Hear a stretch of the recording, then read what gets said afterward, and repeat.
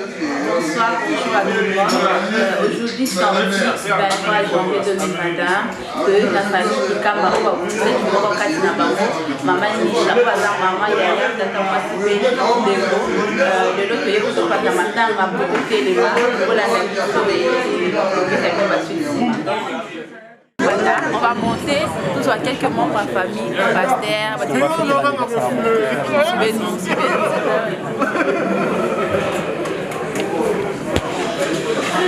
Papa, salut ta présence.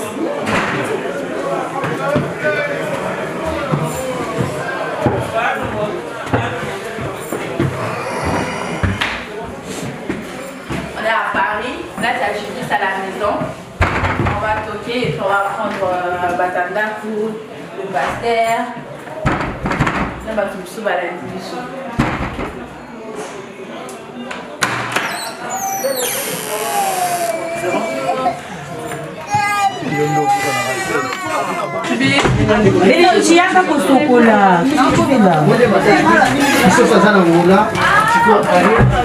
na abuta mongde ariet na kisosa atara bawaza na bisikona kardi siko bibi tatale mususu kali tatale mususu siko esi madelo eza mbunu aya pasi esi madelo centre de gravité Mbukani. Donc c'est cool. Ça maman non là quand on fait là. Comment là on va nous faire dans quoi maman. Eh. Comment c'est la table d'eau. Na kumele mbo kumefateka kwa futi la bana class. Ie kama oh bana wabenga ile bana sasa tuna mwezi msenga sana tindi. Ovandi awa oza na circonstance oyo ekutameli biso eza circonstance moko ya esemo te mais eza ya mawa parce que tote kobungisa oyo azalaki mpona biso vraiment très cher surtout mpona nga aza madame na nga mama bana na ngai Nisha Kibibi yende mutu autaki kotika biso na mokolo ya le 23 décembre et voilà lelo lokola ke makambo nyonso elekaki na niveau ya Afrique akufaki na Kine ebembe ekendaki na Angola balelaki ye bakundi ye na cimetière ya Benfica yango biso lokola tosepelaki lelo tokoka kozala lisusu en famille na soutien ya bandeko nyonso tu oyo basoutenir biso de près de loin financièrement physiquement moralement donc yango moni ke tolobaki journal lelo tokolekisa mo te ezala vraiment mpona mémoire na ye. Elle a vraiment beaucoup fait pour na biso pe pour na famille. Alingaki bana na ye, alingaki libota na ye. Oye kanamaki esalema, ndenge balobaka Dieu, l'homme propose mais Dieu dispose. Lelo azana biso te matiki libota, atiki libota, atiki bana, mwana liboso na kombo ya Bénédicte Kikamba et Yami Balé Azara baza na Angola exaucé Kikamba et Oyalandi kombo ya Gisha wazaki ndoi na ye donc Gisha Kikamba et Cadette Oyazali awa Eritiana donc nde na yebisi bino ke Nisha atiki bana 4 azalaka na biso pe na poto ayaki atiki bana na ndenge azongaki mokano ezali ke azonga lisusu po ya kovanda me nzambe abengi elelo ndenge tose présente vraiment toza na famille monene ezali awa famille oyo bazali na poto famille Malula donc bango nde baye lisusu donc kozala mieux tokopesa maloba lisusu na papa Papa Leki Koko, hier pour se présenter. On a relevé la vie sur les choses suite. Pena ba présentation, comme ça binopé, niveau de mon besoin en Afrique. Donc on va pour mon a vraiment que non, et là on va me quitter. Donc batiki bisoté, balandi biso vraiment à Ouattozali à Paris, précisément à Jivizi. Donc ici quand on célébrer moment où ils allaient fort. Il y a un moment toujours malheureux, toujours ici et pas Papa Léon. Merci Mingi. Ndenge pesi na liloba na Papa Léon oyo auti kokufa azali koko na nga isha vraiment sango lokola sango ya libo ezala so sango ya pasi koloka toyaki sango ya mwana biso akufi esalaki biso pasi famille mobimba mais famille eza moyini oyebi po tozali misika na misika mais baoyo ya pembeni quand même lelo tosangani nayaki na mwasi na ngai yeyo mama to nayaki naleki na ngai mosusu ye wana Anise ye wana nayaki na neveu Jean-Claude bokisa bamasi ekolonga mona table de bouquet Anise ye wana Jean-Claude au moninga ya Jean-Claude Petit na natika la te akatula biso na kata famille ana biso ye wana libolo azana kati esengi kaka ke ndenge ya lobi oyo biso tokanaki Nzambe mutasukisi eza nzela ya biso nyonso lelo kaka tosengi ke molimo na ye pema kolazwa biso mpe pa totika na malamu atikeli biso bana tovanda malamu na bana na biso nyonso alors tokosenga bino mpe kuna mpa bozotala biso bino mpe botikala be na boyokani bovanda na ndako nyonso ndenge wana tosukisi wana oyo kotikali na nsima tokotala toujours na nsima tikali ke Nzambe azolokumu amen merci.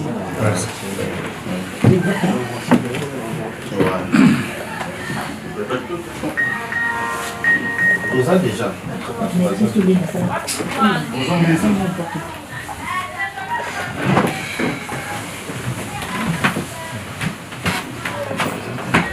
Là, on est avec les amis de papa, on s'est présenté et bon, moi, on a souvenir, on va garder pour la maman.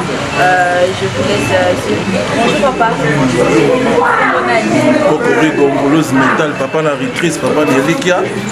Léo le lara ma mère na biso, nous allons rappeler à son âme. Ba petit vraiment ya venaé. Je te na ba petit vraiment donc au petit vraiment ya grand prêtre. Le lara maman tara Bruxelles maman Paris. Ça va. La m'appelle là tana mabeba le la na bilamba.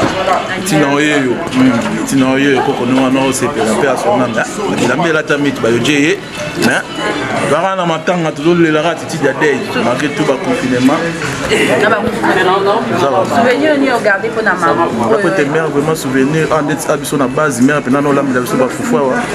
Ndenga ba été maintenant tout mila biso ba brochette, la bière tout ba tous les jours. Donc ibola mo pour la tête. Auto bibisi la mo pour ça mo.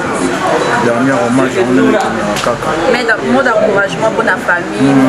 La famille c'est sacré donc l'encouragement car à tout le monde. Tout biso ka mba tout skandera to zalaka makasi ya. Pour continuer chemin quoi. Continuer vous représentez par mère quoi. Merci maman.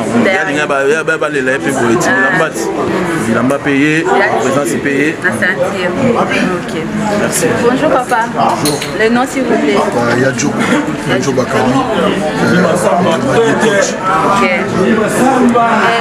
Souvenir nous allons pour la maman. Donc il nous en fait du bien à chaque moment quand on est là. Donc n'hésitez pas à nous aider, en traide et voilà quoi. Et mot de la fin, mot d'encouragement pour la famille, Banatiki, na papa. En tout cas, c'est très difficile, tu vois, de perdre quelqu'un de très cher. Même des fois, moi, j'ai les ensembles. Ouais, c'est la vie. Ouais, appelez ça là.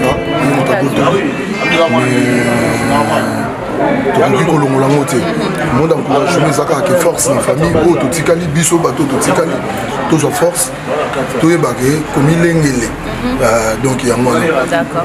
Ben, merci beaucoup. On va aller à l'Éternel pour continuer pour tout na batou na des bonjour papa. Ça va? Ouais, ça va bien et toi?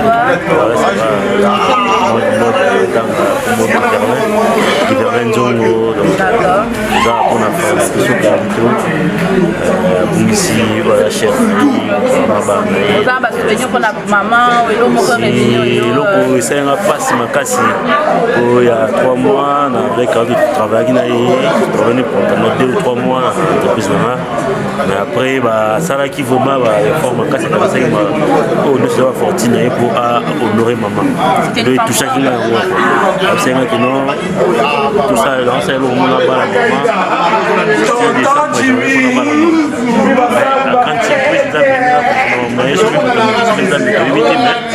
Vous voyez qu'avant décembre, et en décembre, maman a quitté Miso. Car il y a le mariage, tout le monde. Mais nous avons vraiment l'eau et touché dans ma casse. C'est un passe ma casse. Maman a quitté Miso. Parce que nous sommes en Zambie, c'est un passe. Il est là qui faut m'attendre sans moi. Mais bon, la vie c'est rien quoi, c'est nul quoi. Tout ça dans mon client, c'est grâce à Nzambe. Donc tout ça a des poteaux sur la beauté, c'est nul. Maman qui n'a pas, monsieur Tikali, tout ça a battu donc Nzambe passe ça à battre là. Monsieur va battre la mission, pour accomplir la mission tout ça dans mon quoi. Balé qui va Tikali, famille Tikali, tout le monde ça, tout aider donc c'est ça la vie quoi. Et à ton maman, Carlito mon frère, courage toujours, la vie continue. Ok, tu as toujours une bataille, ton ami peut aller. Merci vraiment. Merci Nayo, merci pour assister merci. À tout à l'heure. Quand on a la connaissance de ta papa, je vais souvenir ou regarder ton maman. Bonjour papa. Moi c'est Joseph Caps. Autrement appelé donc vous pouvez payer les cadeaux. Ah ok. Souvenir nous avons pour la maman. Ah ouais, vraiment nous avons une douleur. Lui bébé na biso pour partager na ba o là. Tant on est surtout tant il y a surtout na ba o ça oh bazana. Ah tout ça la maman ya mawa de ko na biso Carly père de moi si na yo azali être cher. Bazan de ko na biso donc pour partager douleur wana c'est pas facile de perdre une personne qui est chère c'est une sœur c'est moi si na biso maman na biso donc voilà de perdre vraiment ya munene biso de tikali famille pour moi tous à la soudée courage pour balle zamba soudou voilà souvenir encore garder pour la maman souvenir bien azana pour la maman vraiment azaki mutu ya bato maman lingaki vraiment au moins talaka biso ba jemi des hommes voilà rien à dire mais papa bonsoir bonsoir comment nani. Je m'appelle Kenzo Eric Dilembo. D'accord. Vous avez connaissance à papa, c'est ça? Nous avons connaissance à papa, nous avons famille à maman. Ok. Souvenir, nous avons gardé pour la maman. Souvenir, ils ont passé. Douleur. Moni papa ya ba okende. Mais douleur, il y a un samoto. Et tikala pour la bella parce que ouais, la ninga kabona la famille benda na kamekata na ate. Donc muto na bungi ici. Ça est cher. Oui. Avec papakozanzela mutu nyonso nkope biso tokende tokutana na likolo babombela biso ye place aza ya bien na ba fleur parce que azaki vrai chéri. OK. Moi asuka pour la famille, pour la bana, pour la papa et encouragement. Moi asuka eloko liboso awa eza base toza na Paris na France na Jivizi eza base ndenge banorme ya base etambolaka wana na bolingo ya master, na bolingo ya frère, na bolingo ya ndeko, na bolingo ya collègue, puisque toza bacoiffeur aza coiffeur mobali na ye na memi soutien wana nanu etanke ya boulot collègue na ngai ya mosala. Oui. Après wana ya famille biso bacongolais na Kin, Lubumbashi, Angola, etambola bongo. En plus nanga ba accès na anglais puisque azana ba camarades sont anglophone. OK, famille, ça passé message. I greet everybody. We love family. For Kikamba family and the children, we say my condolences. We are sorry for everything. So we need to give family Kikamba encouragement, like force. It's not easy. If you lost your wife, if you lost big person for your heart, it's painful.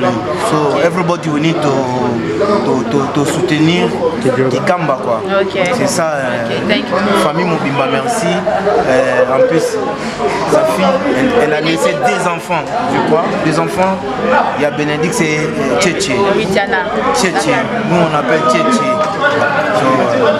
Mokumba oyo atiki biso ba papa na ye, biso ba ndeko na ye, ba ndeko mobali na ye tanke mibali na ye pe kaka. Donc pasi wana eza biso na motema na leli. Merci tout à fait na papa. Bonsoir papa. Comment on a dit papa? Forme Betamia. Namonia. À représenter mère. Bonsoir papa. Comment on a dit? Papa Roy Bilele. On a eu carrière. Bon ni papa na katapa. Souvenir nous avons pour la maman. On t'a bouqué depuis que corona mais. Non, maman tiki biso. Mais est-ce que tu as un souvenir encore gardé pour la maman?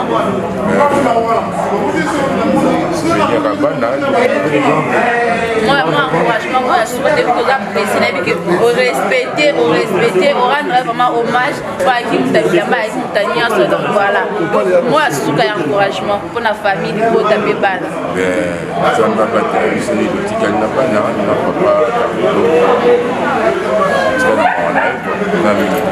Ok, merci. Ben, voilà, super. Merci beaucoup. Ok, merci.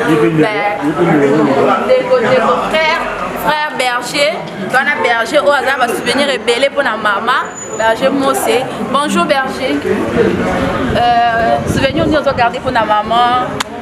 Bah, souvenir aux yeux dans tout et mot d'encouragement pour la famille, pour la bâtiment.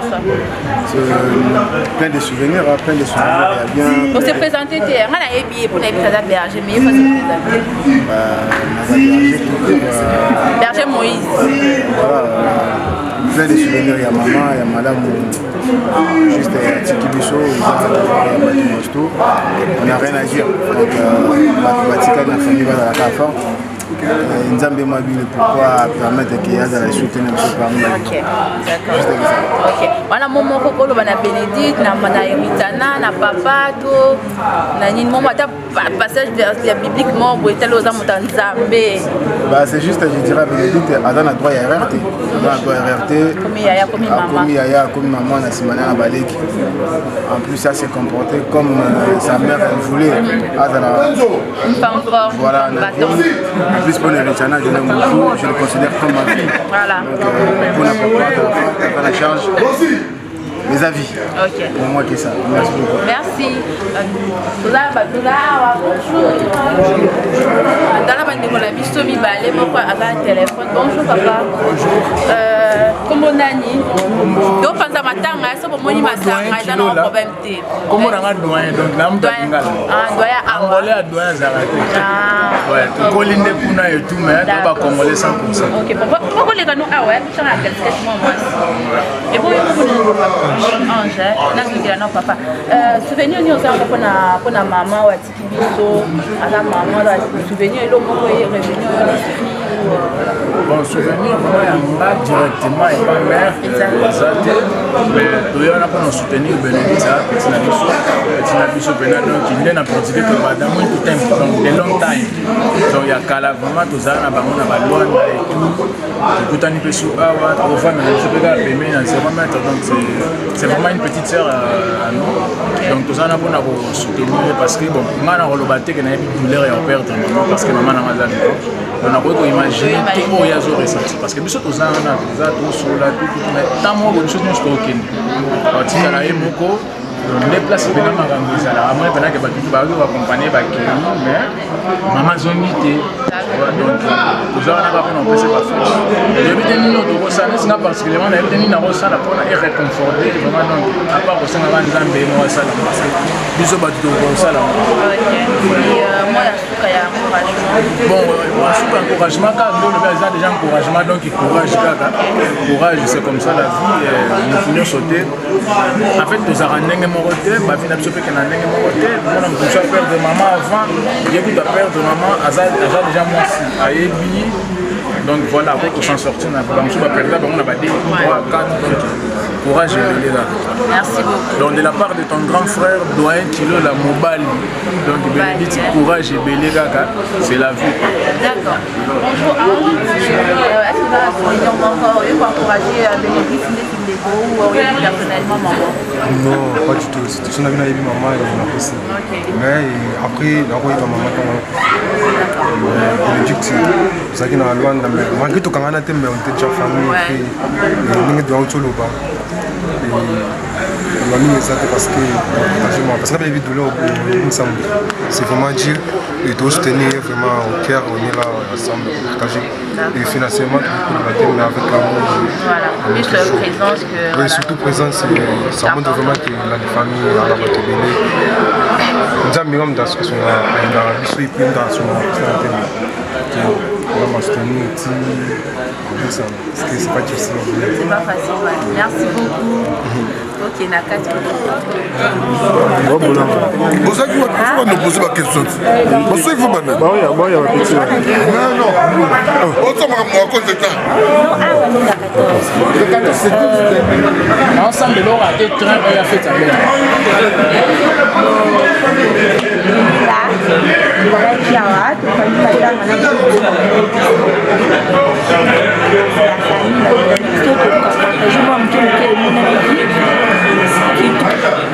balobi ozango lelo bapeka mwa portugais mpona ekoma mpo na famille fala zo portugais ya chega toda famille aí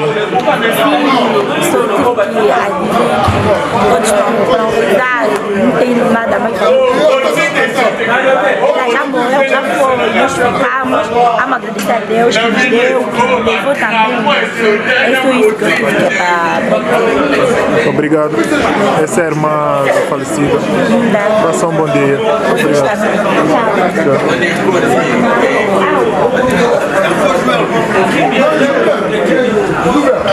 Malgré son âge. Malgré son âge. C'est bon. Oulouba. Voilà. Le système attend toujours. Donc voilà. On est venu plairer avec notre frère. Donc comme d'hab. Voilà. On a pas fait mon choix.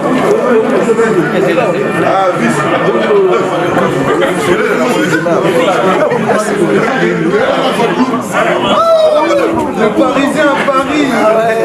Beaucoup.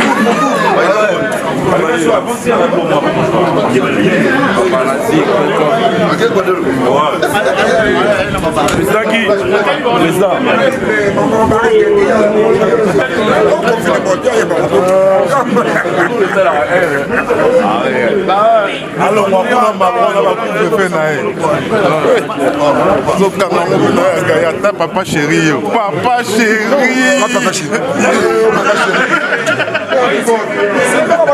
mwasi oyo ezala complète. Zongo. Du Massamba, on est là, 9-1, on pleure notre maman, Persona, maman, Persona, Chamal, Persona, maman. Merci beaucoup. One love.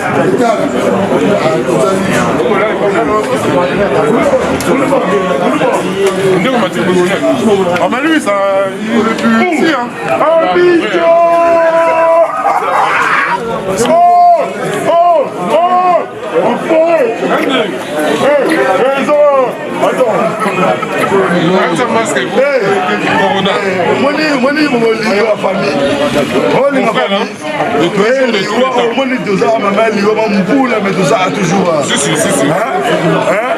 D'abord la famille.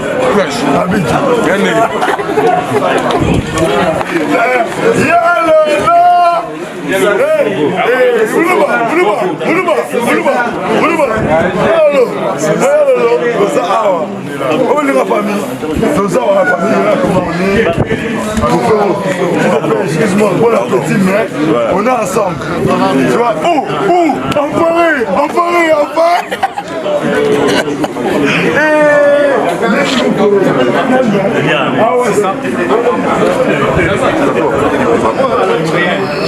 C'est maman Chantal, c'est la maman de l'église. Elle est venue soutenir sa fille qui a perdu sa maman.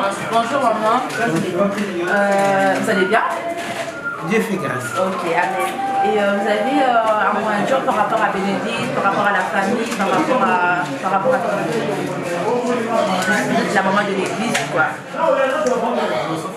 Qu'est-ce que je peux dire? Je dirais simplement bénissons Dieu en toutes choses. C'est vrai que ce n'est pas facile du tout, mais une chose que je sais, le Dieu que nous servons, c'est un Dieu qui est tellement bon. C'est un Dieu qui essuie des larmes, même quand nous pensons que c'est fini. Mais c'est Dieu-là qui est capable de relever ceux qui sont tombés, qui est capable d'essuyer des larmes pour ceux qui pleurent. Moi, je sais une chose, que ce Dieu-là est capable de suer les larmes de cette famille, de les apaiser, de les encourager et de les emmener encore de l'avant.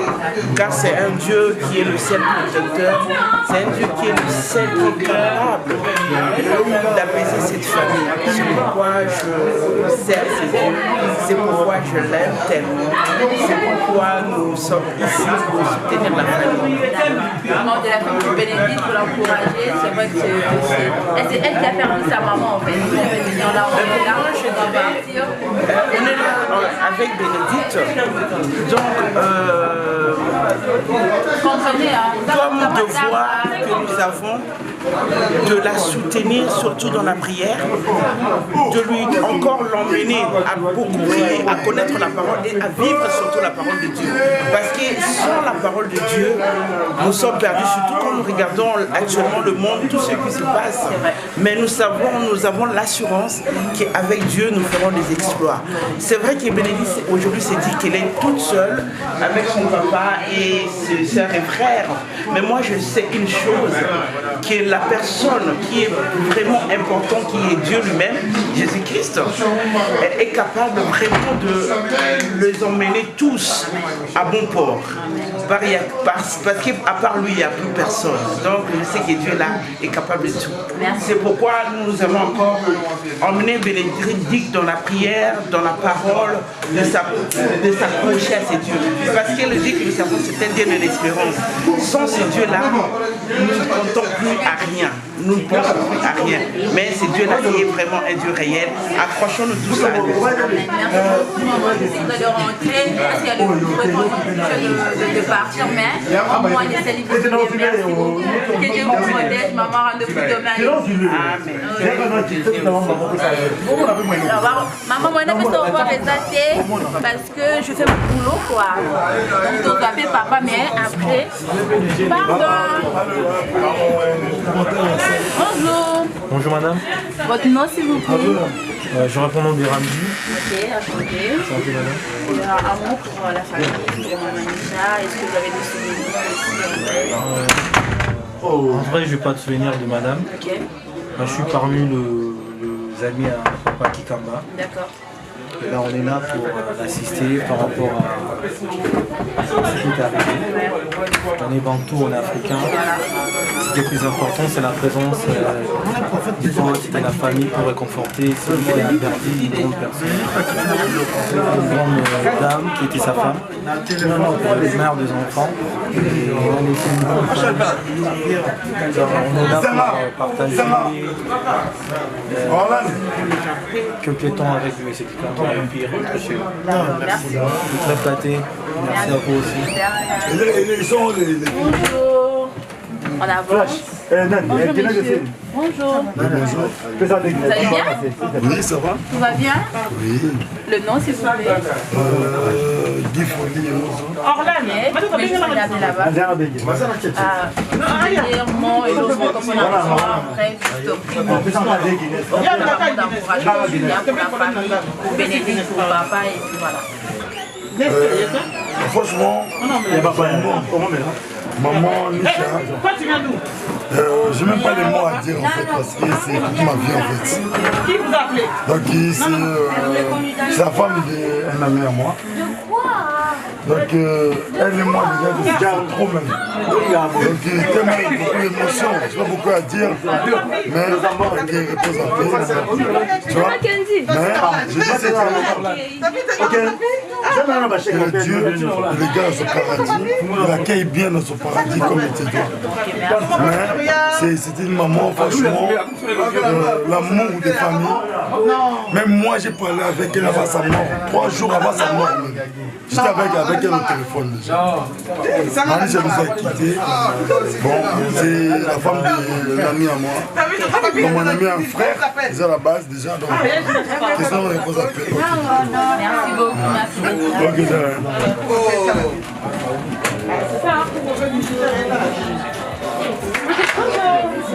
va.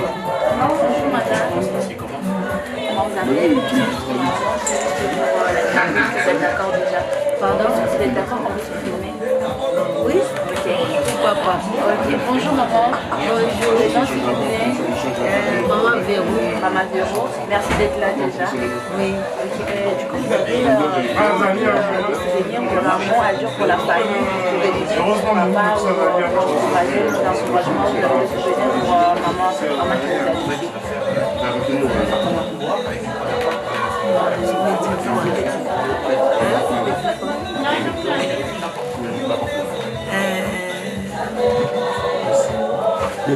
Moi, beaucoup de courage pour les papas des enfants. Ça fait pitié, mais c'est la vie. C'est la vie. C'est la réalité. Oui, c'est la vie, c'est la réalité. Et qu'est-ce qu'on peut dire? La vie, ça continue. Il y a la naissance, le mariage, la vie et à la mort. Et à la mort aussi.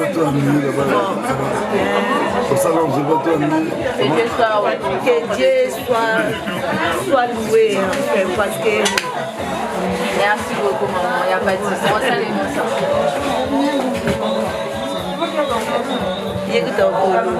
Ça va pour la famille?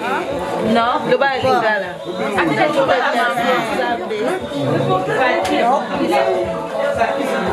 Donc ils ont passé, ça passe.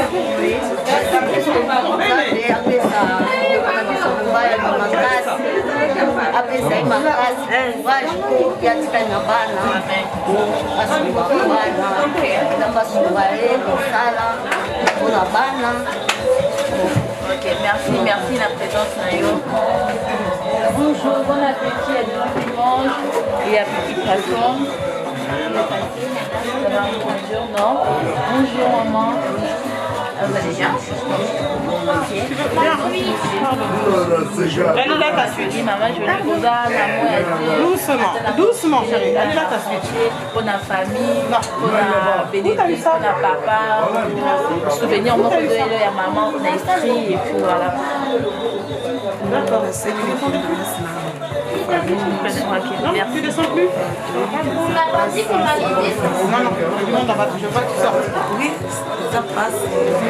nasengi kaka kimia ya nzambe ezala kati na libota nzambe akonsole mitema apesa kimia mpe mpona benedite nzambe asunga ye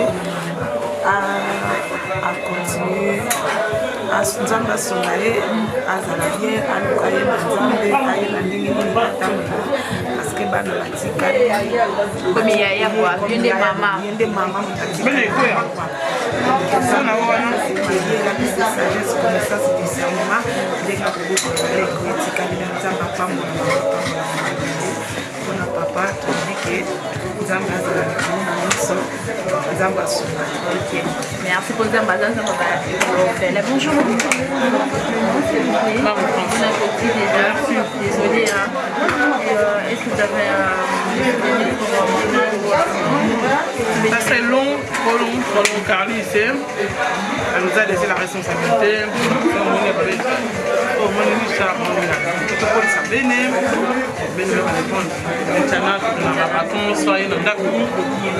Donc moi je l'ai eu la veille, je l'ai eu le lendemain lundi matin, je l'ai appelé le jour même, on m'a dit, je pensais l'avoir au téléphone, on m'a dit non, tu ne l'auras pas à l'école. Donc ça c'est douloureux.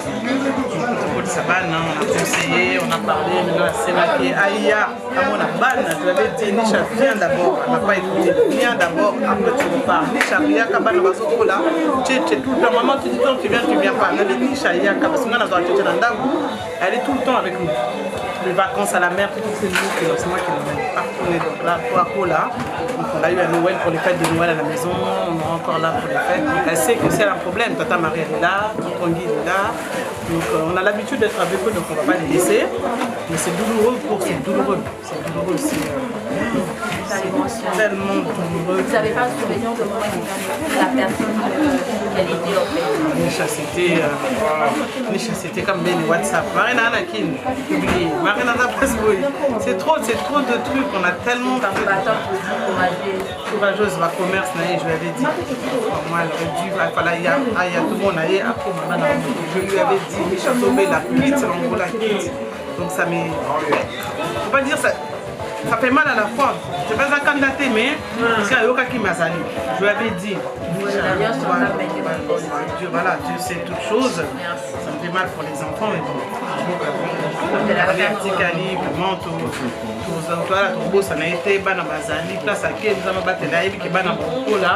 Elle sait très bien que n'a pas de souci. Elle sait. Quand ça allait à Ebike, à Kémé, en tout cas de ce côté-là, il n'y a pas de souci. Tu as les courses, au confinement, l'école. Donc il n'y a pas de souci. Parce qu'il fallait tout le monde.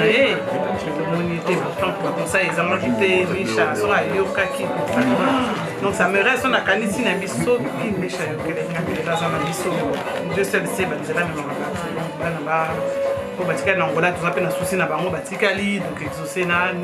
donc c'est compliqué la vie, trop compliqué. Voilà le habitude, mais à grâce, on m'appelle ça l'amour de grâce. Moi je suis infirmière en ville, je travaille en maison de retraite. Là je sors, j'ai plus de 20 patients Covid. J'ai testé 60 personnes hier, aujourd'hui j'ai eu les résultats, il y en avait 20. J'ai dû confiner 20. Plus 2 collègues. Donc Covid de Tambola, les autres qui n'arrivent, Moko, Dieu merci. Parce que ça, c'est pas une habitude dans la non, parce que Dieu nous fait grâce. Dans tout le 2021, donc on ne sait pas où Dieu nous emmène. Dieu fait grâce. C'est une grâce que le Seigneur nous accorde. Le souffle de vie, c'est une grâce. On élève nos enfants, partout on va, Seigneur merci, je suis rentré. On va, oui Seigneur merci parce que je suis rentré. On s'est rassemblés comme ça, dans ma santé. Moi je regrette beaucoup, j'ai pas arrêté de crier en bas parce que la moitié qui n'ont pas leur masque. Donc je rigole pas avec les ça. On doit l'avoir et tout. Donc vraiment se donner au Seigneur, c'est important. On va élever les enfants dans la voie du Seigneur, renforcer et tout ça. Parce que si Tata Marie est là, vraiment on les salue,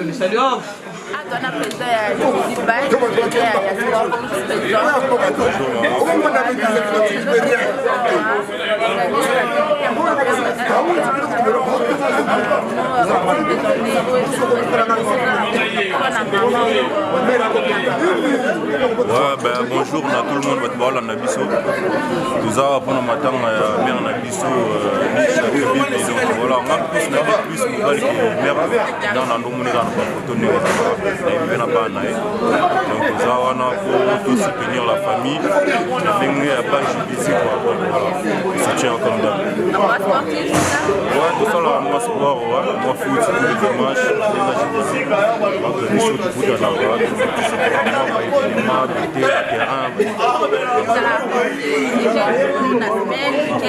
l'entrainement foot dans la puce tous les dimanches on est à la terrain de la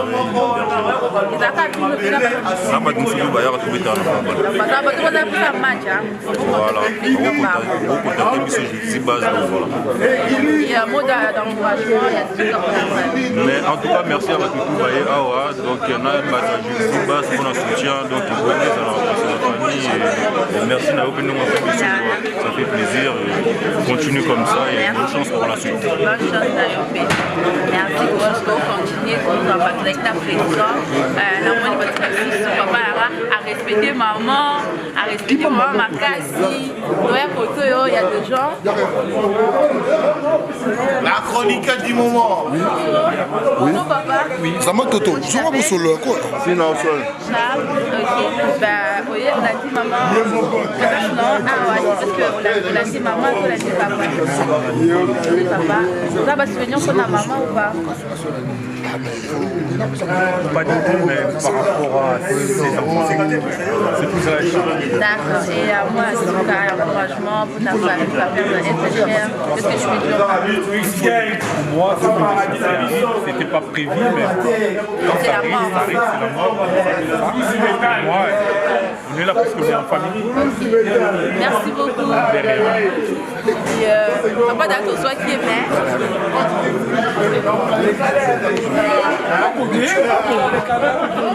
Bichou. Ça va, je t'avais. Ah, trésor.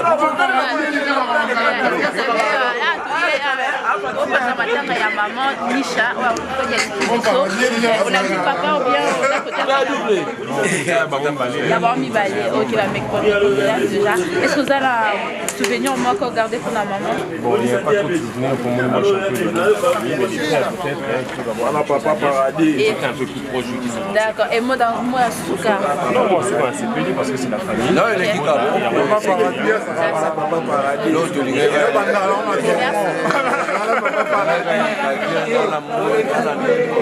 oh lele la ndenge nao Kenzo bilamba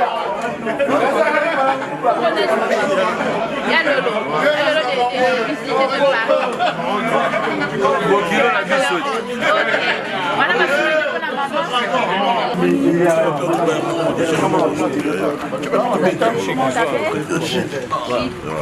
Maître Chic, ma maman à l'État. L'équipe nationale les Awa. Pesa. Awa, on va faire la maille.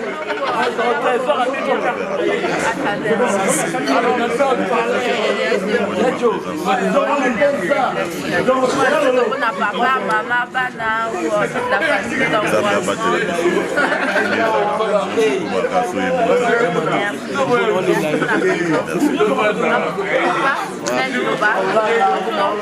comment je t'appelle?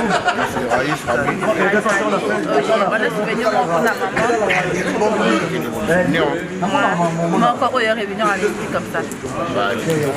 Sa famille. C'est une femme aimée.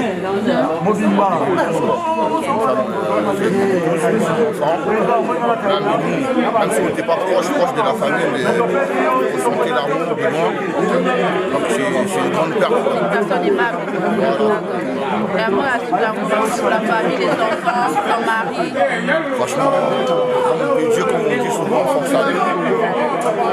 L'encouragement. Mais nous, on est là aussi. S'il y a un problème, on sera toujours là. Même pas 100%, mais on sera toujours là. Soutien moral, pas physique, on est là. Merci d'être là déjà. Merci. On a le bonjour.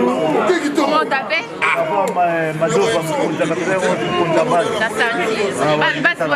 Base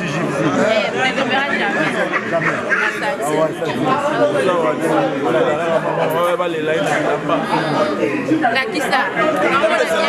Nouvelle collection.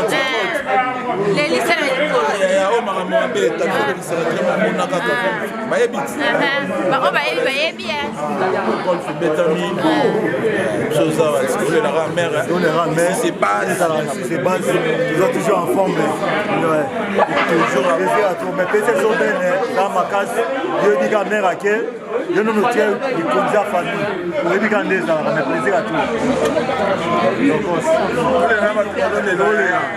tous ensemble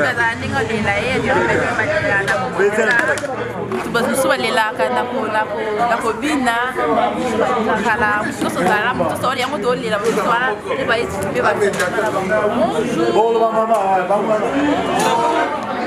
Ça va? Oui, ça va.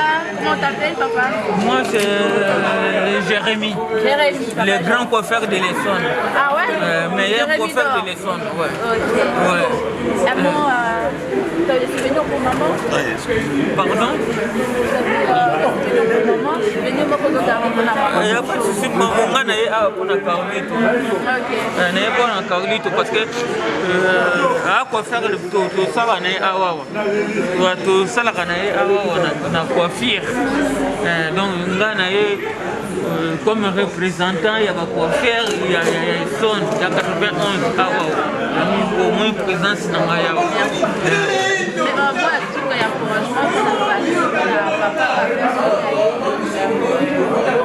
Non, on a plus un encouragement pour la bana bazala bien, donc la vie continue quoi. Donc il faut le baiser. Ah ouais. Donc il faut le baiser. Je m'appelle David Dinga.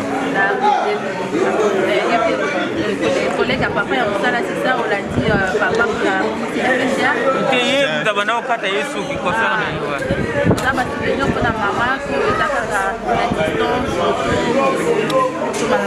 Franchement, c'est la femme de mon ami Carlito et Jérémy aussi, c'est mon frère.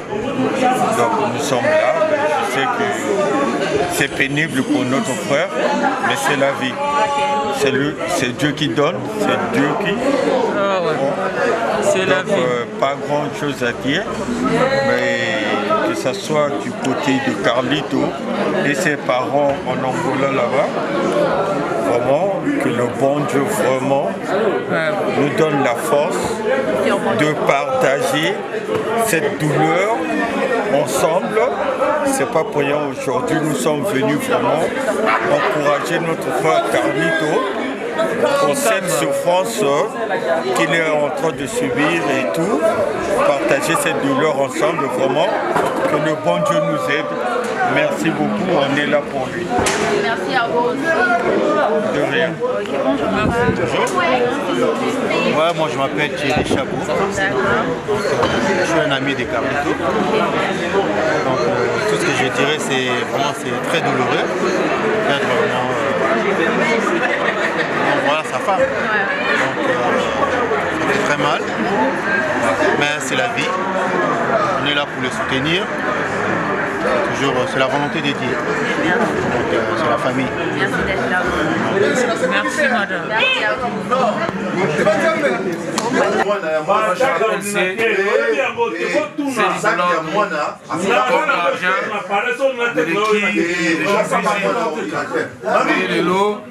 Tout souhaiter présenter ma condoléance à la famille qui Kamba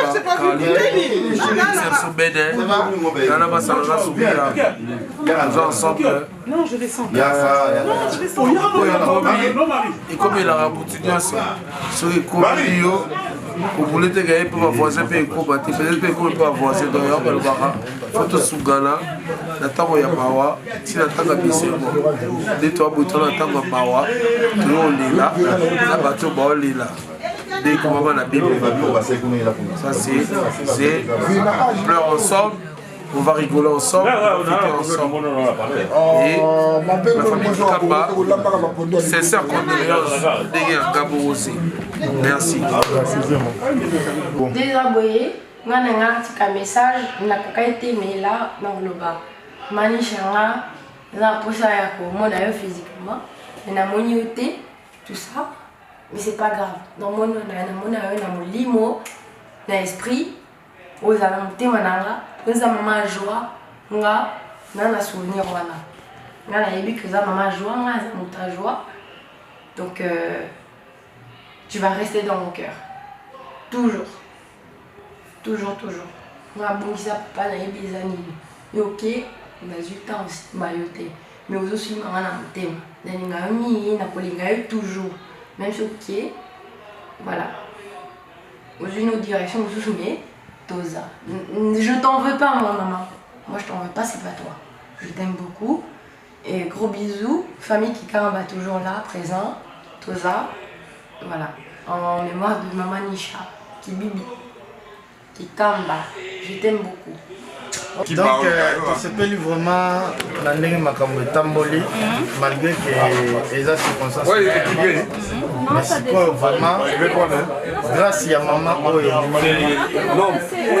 vraiment toza na esengo ya kolia voilà nayebi te soki ye moko akoloba nini po loboko na ye vraiment saba kaka napesi nzambe merci parce que babino sikomisaka nzambe donc nga na miniti oyo napesika nzambe merci po ebandela ayebaki suka mpe ayebi donc Nisha apema na kimia biso tikeli bakoma ana poto mpona bana nyonso eleka bino ti nyonso maboko ya nzambe lelo oyo eza na nzambe aza na konso na nyonso c'est tout. Merci, ok, malade maman. Merci na bato nyonso baccompagné biso je dis je salue la présence de ma sœur Gila Mayaya Bénédicte elle trouve Béa mon bouquet pour la Béa ma solo de Ngaï voilà je salue la présence de papa qui est là qui passe voilà Papa Carlito un gros falloir une portugaise voilà si você quer elle a une Bénédicte Miss Congo Miss Tokomina Suka je vous invite tous à s'abonner à site Mboka Elengi à Radio Muluba à s'abonner, partager, aimer, vous savez, s'abonner.